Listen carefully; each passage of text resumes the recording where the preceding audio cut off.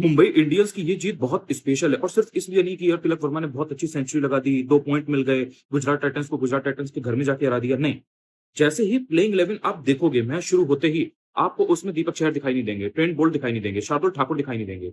जब पहले मैच में शार्दुल ठाकुर को खिलाया गया था केकेआर के अगेंस्ट मुंबई इंडियंस के थ्रू, तो वहां पर हार्दिक पांड्या ने बोला था, शार्दुल ठाकुर के लिए वो बात बोली थी जब वहां पर वो उनको मैन ऑफ द मैच मिला था कि भाई अब तुम और इधर-उधर फ्रेंचाइजी के लिए ना खेलो, अब तुम यहीं से रिटायर हो जाओ। मतलब बेसिकली हम तुमको यहाँ से बैक करने वाले हैं, सपोर्ट करने वाले हैं, तुम हमारी एमआई फ्रेंचाइजी के लिए ही बढ़िया करो, इसी टीम के लिए तुम बढ़िया करो, इसी जर्सी में। तो लग रहा था भाई अब ये बंदा चाहे हर मैच हरवाए इनको, लेकिन इनको ये बैक करेंगे, खिलाएँगे। कल ये नहीं हुआ। ना तो शार्दुल ठाकुर थे, ना ही दीपक चहर थे, ना ही ट्रेंट बोल्ट थे और रियान रिकल्टन को भी हटा दिया। भाई आप जैसे बहुत आ रहे हैं, ये बात प्रूव कर दी कल मुंबई इंडियंस ने कि आप अगर रन नहीं बनाओगे, भाई हम हार रहे हैं, हम आपको बैक नहीं करेंगे। कल एक दूसरे प्लेयर को खिलाया। मेन चीज़ ये है, कल क्विंटन डी कॉक फिर से आउट हो गए। पिछले मैच में सेंचुरी बनाई थी, आउट हो गए कल। वो पहला मैच था, ये दूसरा मैच था। यानी कि पावर प्ले में विकेट फिर से ओपनिंग में गिर गया। रोहित शर्मा थे नहीं भाई। दूसरे एंड से जो नया प्लेयर खिलाया, वो भी आउट हो गया। सूर्य कुमार यादव आए, एक अच्छा शॉट लगाया, फिर वो भी आउट हो गए। नमन धीर को ऊपर भेजा क्योंकि इनको पता है कि नमन धीर ही एक ऐसा प्लेयर है जो हमारे लिए रन बना रहा है कंसिस्टेंटली मिडिल ऑर्डर में, उसको ऊपर भेज दिया। अब नमन धीर की पार्टनरशिप होती है फिर, जब नमन धीर एक एंड से धीरे-धीरे रन बनाने लगते हैं, उस बंदे ने अच्छे रन बनाए। देखो, उस समय पार्टनरशिप लगाना जरूरी था। 32 बॉल पर 45 रन कम नहीं होते हैं। जिनको पता है कि भाई 25 रन पर 3 विकेट हो रखे हैं, पावर प्ले में 3 विकेट हो रखे हैं, वहां से आप अगर अपनी इनिंग्स को आगे बढ़ा रहे हो धीरे-धीरे तो उतना समझ में आता है। दूसरे एंड का प्लेयर भी रन बनाएगा। वहां से तिलक वर्मा ने पहले नमन धीर के साथ जब इनिंग्स को आगे बढ़ाया तो एक समय लग रहा था एमआई पूरी तरह से आज फिर फंस गई है और एमआई ऑलमोस्ट बाहर हो जाएगी क्योंकि शुरुआत में तिलक वर्मा की कुछ 20-22 बॉलें खेल रखी थी और 17-18 रन थे, 19 रन थे। ये हाल चल रहा था। बट उसके बाद जब 87-88 के स्कोर के आसपास नमन धीर आउट होते हैं, हार्दिक पांड्या आते हैं। अब काफी लोग हार्दिक पांड्या को क्वेश्चन करेंगे कि भाई तुम 16 बॉलें खेल रहे हो, 15 रन बना रहे हो। भाई आप ये नहीं देख रहे हो कि अगर उस टाइम पर हार्दिक पांड्या बड़ी-बड़ी हिट लेते और अगर वो आउट हो जाता बंदा और अगला फिर बैट्समैन जो मेन बचा था, वो बचा था शेरफोन रदरफोर्ड और मिचेल सेंटनर। अगर शेरफोन रदरफोर्ड नहीं चलता और मिचेल सेंटनर नहीं चलता, तो ये टीम को 120, 130, 140 पर आउट हो जाती है। क्योंकि फिर तिलक वर्मा का सपोर्ट कौन करता? हार्दिक पांड्या ये बात जानते थे। हार्दिक पांड्या ने भले ही रन खुद ना बनाए हों, 100 का भी स्ट्राइक रेट ना हो, 16 बॉल खेली, 15 रन बनाए, लेकिन उन्होंने तिलक वर्मा को सपोर्ट किया। और एक एंड से तिलक वर्मा का बल्ला अच्छा चल रहा था, वहां से शुरू हो गया था क्योंकि स्टार्टिंग में जब एक मोमेंटम मिल गया ना, एक भरोसा आ गया। फिर तिलक वर्मा एक ऐसा प्लेयर है, ये उन्होंने कई बार देखा है, चाहे आप एशिया कप के फाइनल में देख लो या उसके पहले भी देख लो। जब एकदम टीम फंसी होती है, जब आप उम्मीद नहीं कर रहे हो, आउट ऑफ नोवेयर ये बंदा आएगा और मैच निकाल के दे देगा। एंड यही कर करके तिलक वर्मा ने मुंबई इंडियंस स्कोर में अपनी जगह भी बनाई है। इंडियन टीम में भी ये बंदा इसी तरीके से आया है। टी20 में सेंचुरी मार दी उसने पहले ही, तो वो सेंचुरी बनाने वाली काबिलियत भी है। कल उस बंदे ने वही सेम चीज़ यहाँ पर रेप्लिकेट कर दी और हार्दिक पांड्या सिर्फ सपोर्ट करते रहे। बाद में जाकर के आप कह सकते हो कि भाई बाद में जब जो एक्स्ट्रा 4-5 बॉलिंग हार्दिक पांड्या ने खेली हैं, जब एक एंड से तिलक वर्मा अच्छे रन लगा रहे थे, तो वहां पर हार्दिक पांड्या ने बड़ी-बड़ी हिट क्यों नहीं ली? क्योंकि उसके बाद शेरफिन रदरफोर्ड बैठे हुए थे, मिचेल सेंटनर बैठे थे। क्योंकि वो 2 प्लेयर ऐसे हैं कि वो बैटिंग अच्छी कर सकते हैं। अगर वहां से हार्दिक पांड्या ने रिस्क लिया होता, आउट भी हो जाते, क्योंकि 5 ही विकेट मुंबई इंडियंस के गिरे हैं। वो दोनों प्लेयर कम से कम 20-30 रन एक्स्ट्रा बनवा देते, लेकिन फिर भी मुंबई इंडियंस थोड़ा सेफ खेल रही थी, तो 199 का स्कोर ही लगाया, वो 20-30 रन शॉर्ट थी। क्योंकि बन सकते थे 20-30 रन, इसमें कोई डाउट नहीं है। क्योंकि तिलक तो आप देखो ना 45 बॉल पर सेंचुरी मारी है भाई। 45 बॉल पर 101 रन बनाया, तो वो कोई ऐसा तो है नहीं कि उस बंदे ने स्लो खेला है, वो तो बहुत तेज, मतलब one of the fastest century है। टूर्नामेंट में केवल 30वीं सेंचुरी आई है ये, संजू सैमसन के बाद में और क्विंटन डी कॉक के बाद में। 2 एमआई के ही प्लेयर हो गए हैं भाई, तो ये भी एक थोड़ा-सा शॉकिंग चीज़ है कि मतलब जो टीम इतना हार रही थी, उसी के 2 प्लेयर सेंचुरी बना रहे हैं। एंड उसके बाद में जो भी बॉलर्स बॉलिंग करने आ रहे हैं मुंबई इंडियंस की तरफ, उसमें आप एक पैटर्न देखो। जसप्रीत बुमराह को अभी तक एक भी विकेट नहीं मिला था, 19 ओवर ये बंदा कर चुका था, राइट? कल पहली बॉल पर आकर के जसप्रीत बुमराह विकेट लेते हैं। 3 ओवर करते हैं, 15 रन देते हैं, जो वो इतने सालों से करते आ रहे हैं कि भाई उनका इकॉनमी 6 का भी नहीं रहता है। दूसरी चीज़ आप खास देखो, अल्लाह गस्ताफर को एक बार फिर से खिलाया, मौका दिया।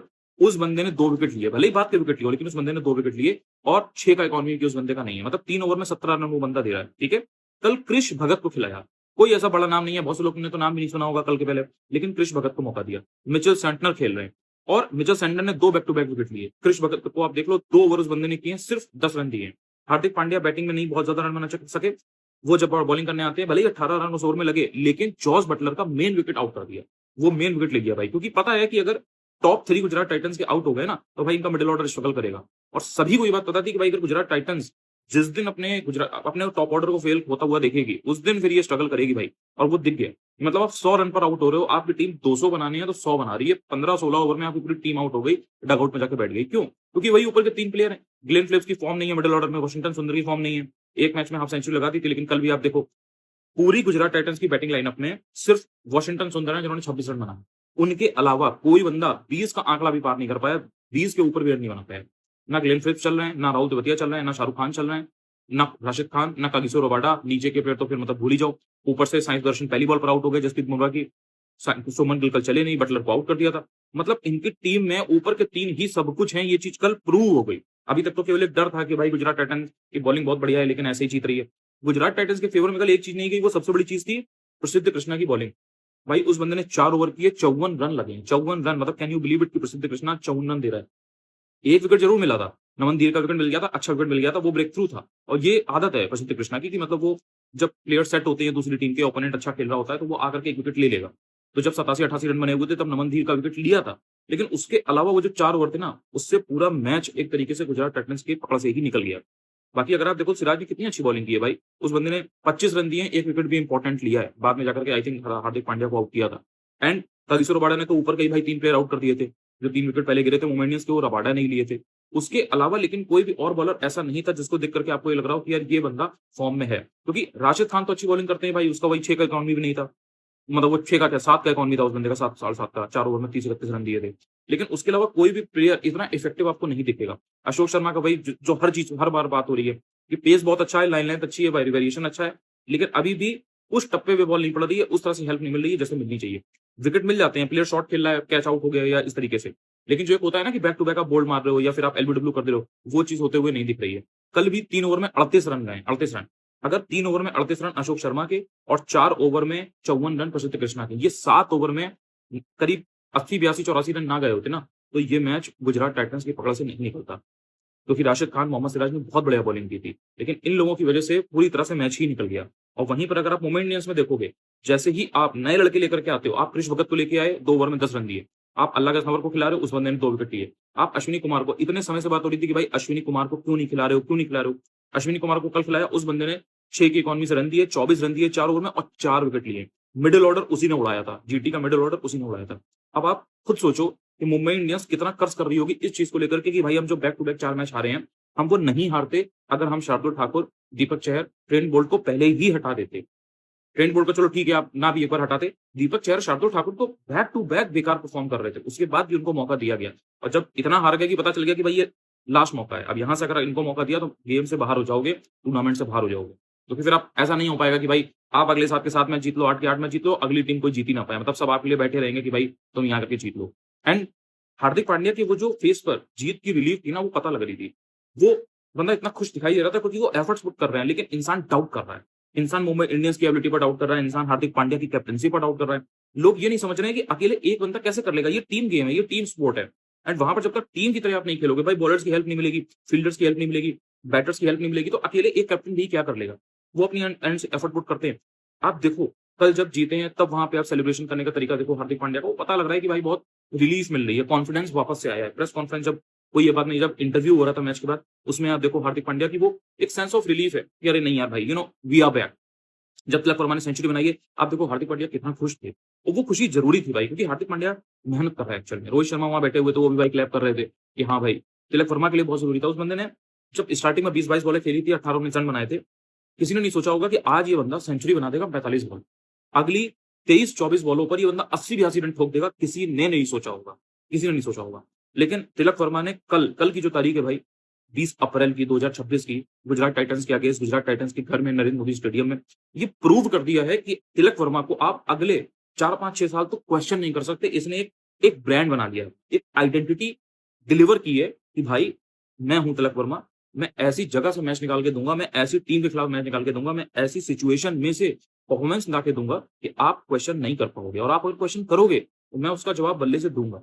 तिलक वर्मा लगातार पूरे टूर्नामेंट में खेल रहा है भाई, उसको मिडिल ऑर्डर में खिलाया तो रन नहीं बन रहे थे, ऊपर खिलाया तो स्ट्राइक रेट अच्छा नहीं था। एंड हम सभी लोग ये बात कर रहे थे, ऐसा कोई नहीं है जिसने भाई डाउट नहीं किया, जज नहीं किया, जिसने तिलक वर्मा पर क्वेश्चन नहीं उठाए, चाहे वो कोई भी हो, सबने बोला है। उसके बाद भी तिलक वर्मा, आप देखो 6ठे नंबर पे 7वें नंबर पे तक बैटिंग करने आया। लास्ट मैच में 2 बाउंड्री लगाई थी, 3 बॉलें खेली थी, 2 बाउंड्री आई थी। वहीं से लग गया था कि यार ये वही काम कर पा रहा है बंदा जो T20 वर्ल्ड कप में कर रहा था, कि मतलब बाद में जब आप भेज रहे थे तब भी वो बंदा 25-30 रन तेज बना रहा था, भले ही 10-12 बॉलें खेलने को मिल रही हो। And it's not a small skill, ये कोई ऐसी छोटी हल्की चीज नहीं है हलवा पूड़ी की तरह कि भाई बड़ा ईजी है, गए और 10 बॉल पर बना दिए 30 रन। बहुत टफ चीज है ये। लेकिन कल तिलक वर्मा ने दिखाया कि वो क्यों टफ प्लेयर है और क्यों मुंबई इंडियंस ने अपने कोर में शामिल किया क्योंकि पहले भी इस तरीके की इनिंग्स आ चुकी हैं तिलक वर्मा से।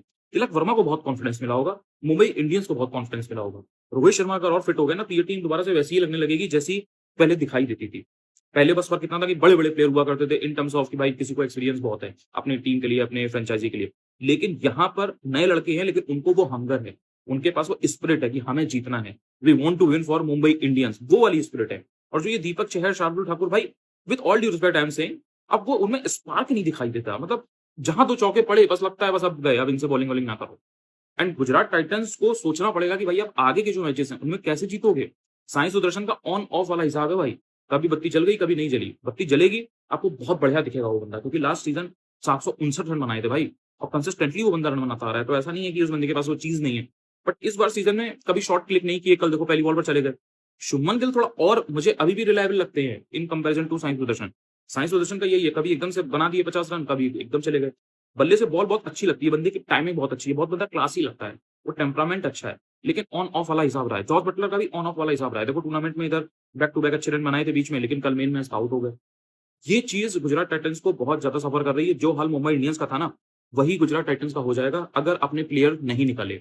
राहुल तेवतिया को हटा दो भाई, शाहरुख खान को हटा दो। मैं विद रिस्पेक्ट ये बात बोल रहा हूँ, ये लोगों के पास अभी वो नहीं है फॉर्म, वो टच नहीं है।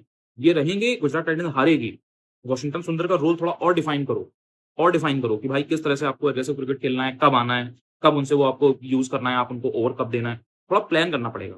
आप अगर ग्लेन फिलिप्स के ऊपर वॉशिंगटन सुंदर को ला रहे हो, आप अगर और भी नीचे के जो प्लेयर हैं उनको एकदम ही नीचे ला रहे हो, जैसे राशिद खान है, आप उनको एकदम नीचे ला रहे हो, बंदा आउट हो जा रहा है, भाई थोड़ा ऊपर भेज दो, ज़्यादा से ज़्यादा क्या है, आउट ही तो होगा। क्योंकि मिडल ऑर्डर तो बहुत घटिया है ना, नहीं रन बनना है। और ये जब तक प्लेयर्स चेंज नहीं करेंगे, आप देख लेना गुजरात टाइटंस भले ही 3 मैच लगातार जीती हो, 4 मैच लगातार हारेगी भी, और हारेगी भी तो बाहर भी हो।